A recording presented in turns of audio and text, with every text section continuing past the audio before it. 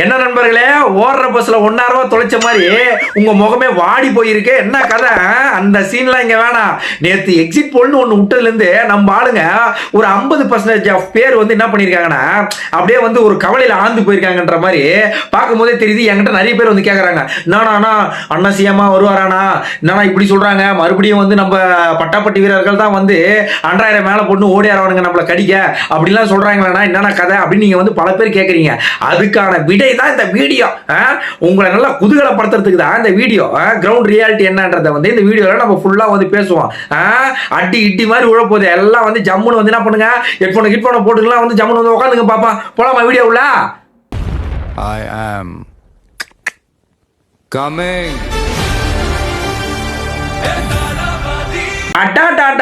மே 4ஆம் தேதி வரதுக்குள்ள மேம்படுத்தப்பட்ட மென்டல் ஆக்கி விட்டுருவானுங்க போலப்பா நம்மள அப்படின்ற மைண்ட் செட் உங்க எல்லாருக்கும் இருக்கிறது எனக்கு நல்லாவே தெரியுது. இதுல என்ன கதைனா, இப்ப எக்ஸிட் போல்ன்றது என்னன்னா முந்தைய கணிப்பு பிந்தைய கணிப்புன்னு ரெண்டு இருக்கு. முந்தைய கணிப்புனா அவங்களுடைய ஒப்பீனியன் அப்படின்றத ஒண்ணு வைப்பாங்க. பிந்தைய கணிப்புனா தேர்தலில் போயிட்டு, அதாவது வாக்குச்சாவடியில ஓட்டு போட்டு வெளியே வரவங்க கிட்ட வந்து ஒவ்வொருத்தவங்க கிட்ட வாயில மைக்க விட்டு கேட்கறது, எதுக்கு நீ ஓட்டு போட்டா உண்மையை சொல்லு அப்படின்னு. ஆனா எல்லாருமே உண்மையை சொல்லிடுவானுங்களா? எவனும் உண்மையை சொல்ல மாட்டாங்க. ஏன்னா வெளியே நின்றுப்பானுங்க, காசு கொடுத்தவங்க.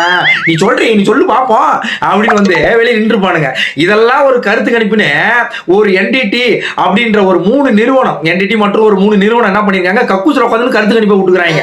நம்ம தளபதி விஜய் என்ன சொல்லியிருக்காருன்னா, இப்ப அந்த வீடியோ காமிக்கிறேன், அதை பாருங்க. கடுப்புல விட்ட கணிப்பாளர்களே எங்க போனீங்க?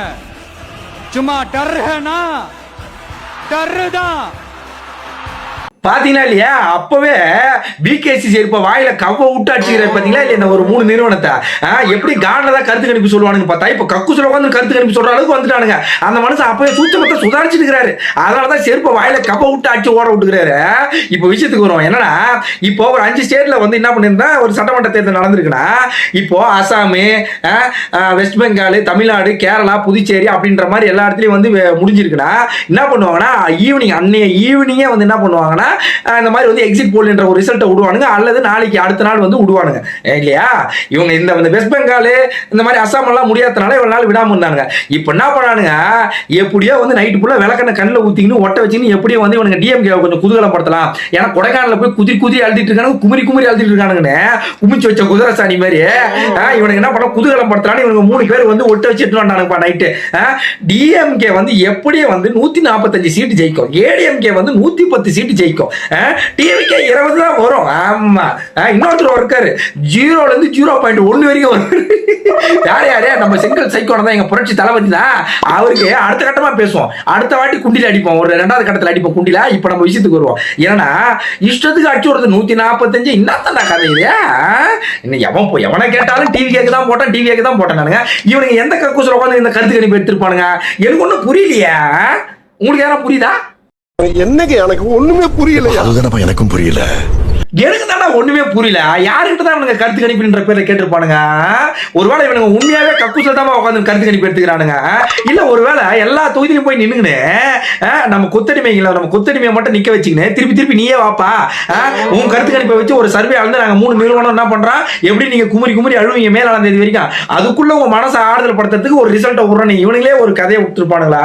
புளுத்தி தள்ளிக்கிற மாதிரி தெரியுது லைட்டா. என்கிட்ட எவ்வளவு கருத்து கணிப்புலாம் கேட்க வரலப்பா, உங்ககிட்ட என்ன கேட்க வந்தானுங்க? இனிமே கேட்க காரி கொத்தைய மூஞ்சி மேலே. அதாவது என்னன்னா ஹைலைட், இவனுங்க வந்து 3 பேர் வந்து கருத்து கணிப்பை விட்ட உடனே கொடைக்கானல் போய் குமரி அழுந்தவனுங்க 10 மாத்திரை போட்டு டெய்லி கவுந்து வச்சு தூங்க முடியாம தவிச்சிருந்தவனுங்களே. இது விட்ட உடனே அவ்வளவுதான், எங்க பண்ண கருப்பு சிவப்பு ஸ்டாலின் தான் வர்றாரு அப்படி இப்படி நான் அடிச்சு நோறுகிறானுங்க சாங்க. கடைசியா தான் வந்தாரு விநாயகன் மங்காத்த பீஜம் போட்டு எங்க ஆளு வந்தான் பாருங்க. ஆக்சஸ் இந்தியா டுடேன்னு மறுபடியும் கொடைக்கானல்ல 50 கிலோமீட்டர் வேகத்தில் ஓடிக்கிறானுங்க, போய் அங்கேயே உட்காந்துக்கலான்னு.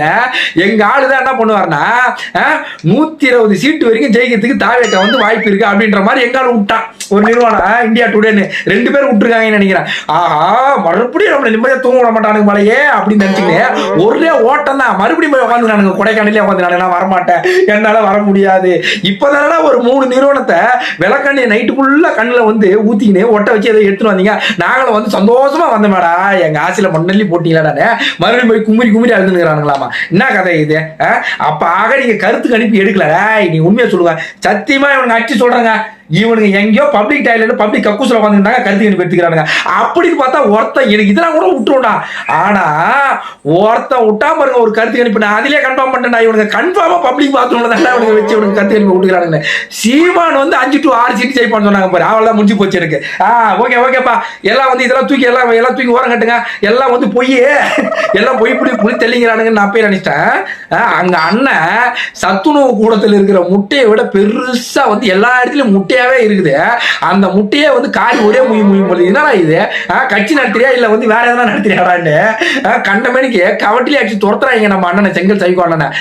இப்ப ஒரு நைஸா உப்பு தூக்கினேன் நம்ம சாட்டை துணை என்ன நாங்க கிளம்பிட்டு இருப்பாரு, சிக்கிடி மாட்டு வண்டி கிளப்பிட்டு இருப்பாரு. என்ன நீ வாடி, உனக்கு தாண்டி இருக்கு குண்டி அடிங்க, வாடி நீ.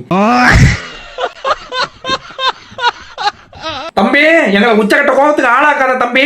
ஆமா, நாங்க கொடைக்கானல விட்டு வெளியே வர மாட்டோம். எங்களுக்கு 3 நிறுவனம் சொல்லியிருக்கு, எங்களுக்கு 1135 சீட்டு ஜெயிக்கணும்.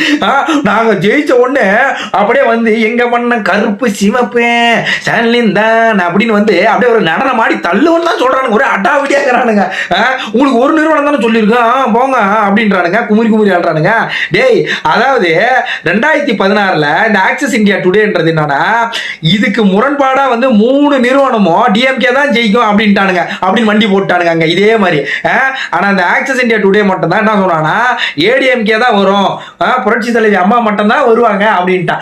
உடனே வந்து என்ன ஆச்சுன்னா கதை, அந்த அம்மா தான் வந்துச்சு. இவனுங்களை வந்து கவட்டிலே செருப்பு தூக்கி அடிச்சு அனுப்புறானுங்க. ஆஹா அப்படின்னு. இப்போ இவனுங்களுக்கு வந்து என்ன பயனா, வேற எது சொல்லியிருந்தாலும் பயந்துருக்க மாட்டானுங்க. கன்றாய் பிடிச்ச வேற வந்து வாய விட்டானே. அஞ்சாவதா மங்காத்தா பிஜேபி போட்டுன்னு வந்து நாங்க சந்தோஷமா இருந்தோம். அது 2016 ஞாபகம் வந்து அந்த அடி இட்டி மாதிரி ஆனதெல்லாம் நாம வந்து போற மாதிரி ஆக்கி விட்டாங்க அந்த ஆக்சஸ் இந்தியா டுடேன்ற மாதிரி. இன்னும் குமுறி அழுதுறானு, இன்னும் எக்ஸ்ட்ரா 20 தூக்கு மாத்திரை போட்டுன்னு படுக்க முடியும், தூக்கம் வராம உருண்டு கிடக்குறானுங்களாமா. யாரும் பேனிக் ஆக வேணாம். அந்த எக்ஸிட் போல்ன்றது முன்பின் முரண்பாடான கருத்துக்களா இருக்கலாம், யாரும் நம்ப வேணாம். மே 4 தான் ரியல் சம்பவம் இருக்கு, யாரும் பேனிக் ஆக வேணாம். ஏன்னா நம்மளுடைய சம்பவம் வந்து சிறப்பான சம்பவமா இருக்கும்.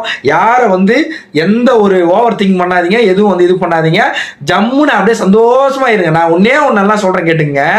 ஒரு புது கட்சி ஆரம்பிச்சு அவ்வளவு அவதூறுகளை தாண்டி இவனுங்களாம் அவுத்து விட்டு அடின்னு அடிச்சு இவ்வளவு தூரம் வந்து 20ல இருந்து 22 சீட்டு 15 வருஷமா ஒருத்தன் கக்கூஸ் கவுன்சிலரா ஆகாம இன்னும் சத்துணவு கூடத்துல எவ்வளவு முட்டை போட முடியுமோ மக்களுக்கு வழங்குகிறாரு. இன்னும் யாரு, நம்ம செங்கல் சைக்கோன்னா தான் சொல்றேன்.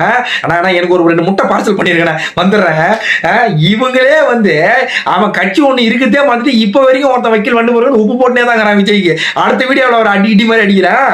இல்லைன்னா ஹைலைட்னா இதெல்லாம் விட்டுருங்க. ஒருத்தன் இவ்வளவு அவதூறு பரப்பி 10ல இருந்து 20 சீட்டு வந்து கருத்து கணிப்புல வந்து 1 சீட்டு கூட நிக்க மாட்டாங்க. விஜயெல்லாம் அரசியல் கழிச்சிட்டு போயிட்டு வராங்க அப்படின்னவன் 20-22 சீட்டு வரைக்கும் இவனோட பொய்யான கருத்து கணிப்பிலே வந்திருக்காருன்னா அப்ப உண்மை என்னவா இருக்கு நீ கொஞ்சம் நினைச்சு பாத்துங்க. 10 சீட்டு ஜெயிச்சாலும் இவனுங்களை வந்து 10 அடி பள்ளம் தோண்டி அழகா கச்சிதமா புதைக்கிறது தான் நம்ம வேலை. என்ன சொல்றீங்க? போதைக்கிறா பிரைட் ஆகி போச்சு. இப்ப மூஞ்சி எல்லாருக்கும் பேசலாம் பிரைட் ஆகி போச்சு நினைக்கிறேன். அங்க மாதிரி அண்ணன் கிட்ட வாங்க, எல்லாம் முட்டை வாங்க போலாம் வாங்க. அண்ணன் கிட்ட நிறைய சத்துணவு கொடுத்துற அண்ணன் முட்டை வச்சிருக்காராமா செங்கல் சைக்கோண்ண போலாம் வாங்க, சீக்கிரம் வாங்க. Let's go. இப்ப என்ன பண்றது, அதான் சாவு ஊந்து போச்சு. எல்லாரும் சாப்பிட்டு வாங்க, உங்களுக்கு தெரியுமா. துன்பம் தன் துன்பம் போல் எண்ணினால்